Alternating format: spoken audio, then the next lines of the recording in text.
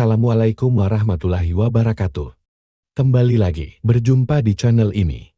Semoga bisa menjadikan inspirasi, motivasi diri, yang pastinya untuk kebaikan diri, dan tentu untuk menuju kehidupan yang abadi, yaitu di kehidupan di akhirat nanti. Ada sebagian orang yang mengatakan bahwa menjadi guru haruslah ikhlas.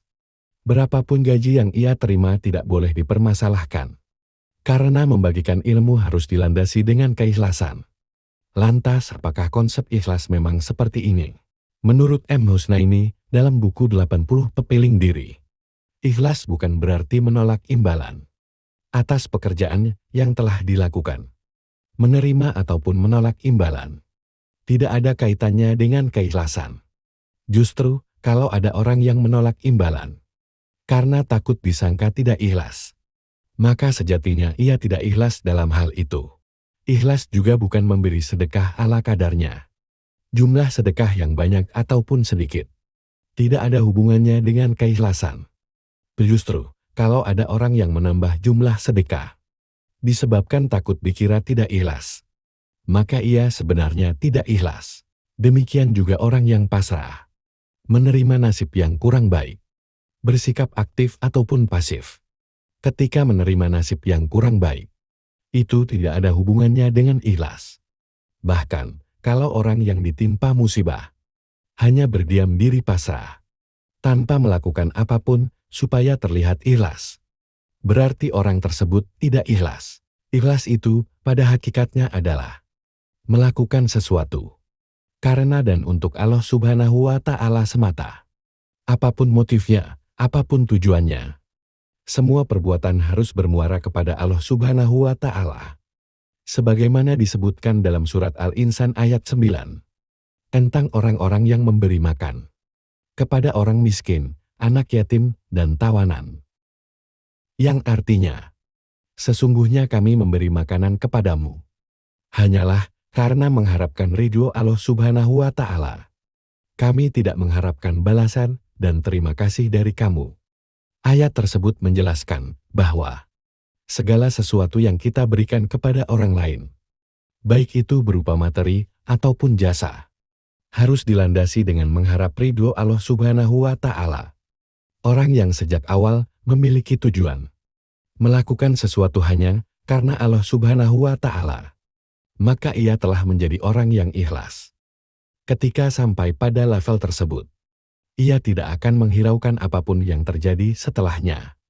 Apakah ia akan mendapatkan balasan dari orang yang ia bantu atau tidak? Kondisi hatinya juga tidak akan berubah-ubah. Hatinya tidak menjadi senang ketika mendapat balasan. Tidak juga bersedih ketika tidak mendapatkannya. Bahkan dalam ayat di atas, sebatas ucapan terima kasih pun tidak ia harapkan.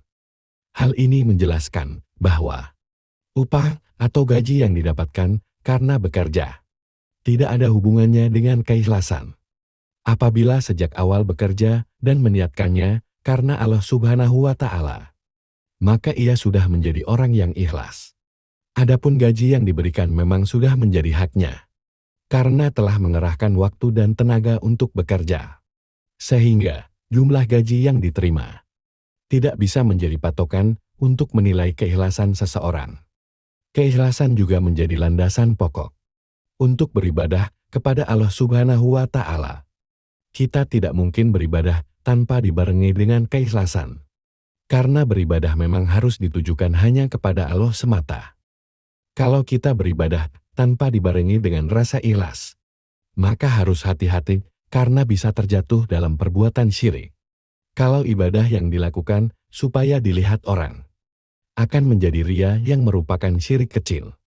Apalagi kalau ibadah karena ditujukan kepada selain Allah, maka orang yang melakukannya telah jatuh kepada syirik, dan itu merupakan dosa besar. Perintah beribadah dengan ikhlas terdapat dalam surat Al-A'raf ayat 29. Katakanlah, Tuhanku menyuruhku untuk berlaku adil, dan hadapkanlah wajahmu kepada Allah pada setiap sholat, dan sembahlah Dia dengan mengikhlaskan ibadah semata-mata hanya kepadanya. Kamu akan dikembalikan kepadanya sebagaimana kamu diciptakan semula. Syekh As-Sa'di dalam tafsirnya menjelaskan bahwa yang dimaksud dengan mengikhlaskan dalam ayat tersebut adalah beribadah dengan tujuan hanya kepada Allah semata. Tidak ada tujuan lain. Juga dalam berdoa dan berharap, sasarannya hanyalah kepada Allah Subhanahu wa Ta'ala. Pada akhirnya, kita harus kembali memperbaiki niat kita dalam segala aspek perbuatan yang dilakukan, dari semua kegiatan ibadah lainnya. Karena segala perbuatan yang kita lakukan akan bernilai sebagaimana yang kita niatkan. Sebagaimana dalam hadis, Rasulullah Shallallahu Alaihi Wasallam bersabda, amal itu tergantung dengan niatnya, dan bagi setiap orang, balasannya sesuai dengan apa yang diniatkannya, sehingga hanya perbuatan yang ditujukan kepada Allah sajalah yang bisa dikatakan sebagai keikhlasan. Wallahu a'lam bishawab. Wassalamualaikum warahmatullahi wabarakatuh.